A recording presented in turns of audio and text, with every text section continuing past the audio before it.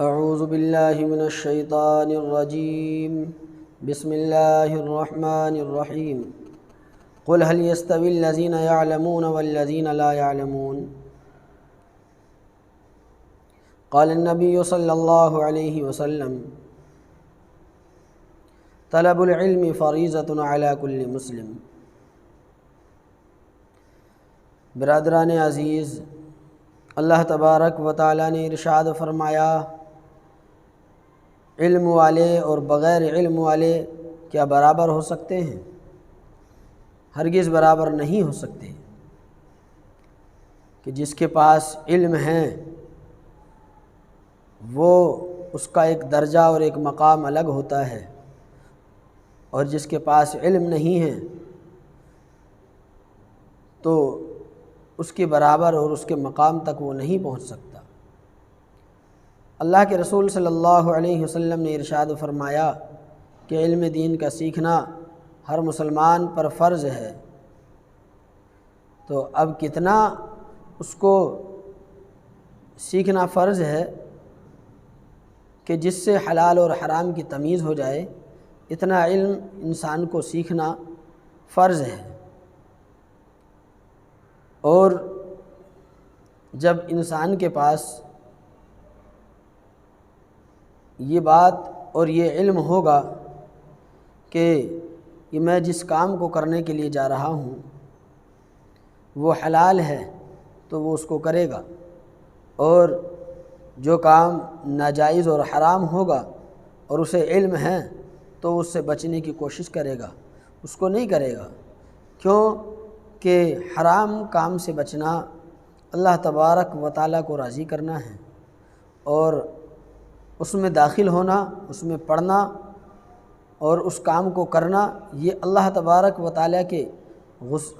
غصے کو نازل فرماتا ہے۔ اللہ تبارک و تعالیٰ کا غضب نازل ہوتا ہے، اور اللہ تبارک و تعالیٰ اس شخص سے ناراض ہوتے ہیں۔ اور یہ علم انسان سیکھتا ہے مدرسوں سے، مسجدوں سے، مکتبوں سے، اور اس میں جو پڑھانے والے ہیں ان کے پاس جاتا ہے اور ان سے یہ علم سیکھتا ہے کہ جو اس بات کو بتاتا ہے کہ حلال کیا ہے اور حرام کیا ہے۔ لیکن آج امت کا رویہ اور امت کا حال یہ ہے کہ مدارس کو اور مساجدوں کو یہ امداد، یہ چندہ وغیرہ نہیں دینا چاہیے، اور اس سے لوگ کٹ بھی رہے ہیں۔ تو میرے بھائیوں، یہ جو علم ہے یہ اس کا زندہ رہنا بہت ضروری ہے۔ اتنا ضروری ہے کہ جیسا کہ انسان کو اپنے جسم کو بچانے کے لیے، اپنی روح کو باقی رکھنے کے لیے، زندہ رکھنے کے لیے کھانا اور پینا ضروری ہے، ایسے ہی اس ایمان کو بچانے کے لیے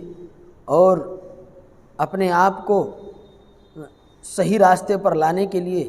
علم دین کا سیکھنا بہت ضروری ہے، جس سے ہم بہت لاپرواہ ہو رہے ہیں۔ اور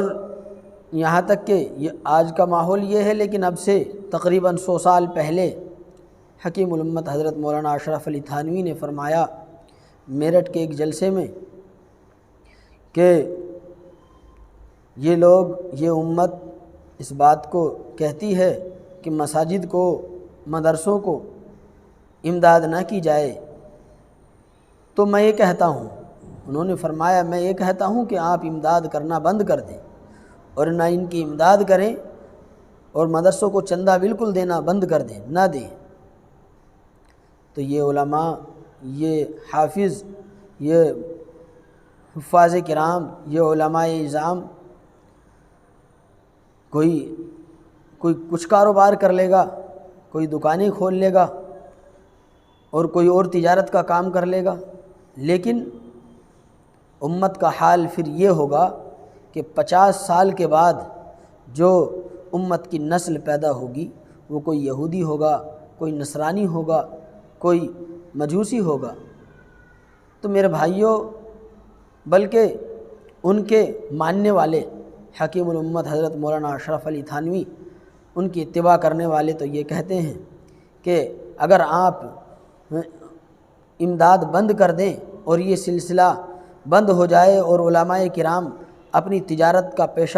تجارت کرنی شروع کر دیں، تو آپ ایک ہی سال کے اندر اس بات کا اندازہ لگا لیں گے اور یہ بات آپ کے سامنے ظاہر ہو جائے گی کہ ایک ہی سال میں لوگ مرتد ہونا شروع ہو جائیں گے، اور ایک ہی سال میں لوگ دین سے ناواقف ہو جائیں گے۔ تو میرے بھائیوں اور دوستوں، یہ مدرسوں کا وجود بہت ضروری ہے، لیکن اس کے ساتھ ساتھ میں اور بھی بہت ساری چیزیں ضروری ہیں۔ میں اس کو یہ نہیں کہتا کہ ان چیزوں کو یا دنیاوی علوم کو نہ سیکھا جائے، لیکن یہ بہت ضروری چیز ہے کہ مدرسوں کی بقا، مدرسوں کا وجود ہونا چاہیے۔ یہ جو علماء کرام فارغ ہوتے ہیں، یہ ان امت کے جو لوگ ہیں ان کی عزت کرتے ہیں اور ان کی تعظیم کرتے ہیں، ان کو بڑا مان لیتے ہیں۔ اس کی یہ بات تو اس کو یہ نہیں سمجھنا چاہیے کہ یہ لوگ ہمارے محتاج ہیں۔ تو میرے بھائی، یہ آپ کے محتاج نہیں ہیں، بلکہ آپ کو بڑا مانتے ہیں، آپ کی عزت کرتے ہیں۔ تو میری آپ سے گزارش ہے کہ آپ علم کو باقی رکھیں، اپنی زندگی کے اندر اپنے بچوں میں علم دین کی لگن اور ایک شوق پیدا فرمائیں اور ان کو بتائیں کہ علم دین کا سیکھنا کتنا ضروری ہے، دنیا کے اعتبار سے بھی اور آخرت کے اعتبار سے بھی۔ اللہ تبارک و تعالی عمل کی توفیق عطا فرمائے۔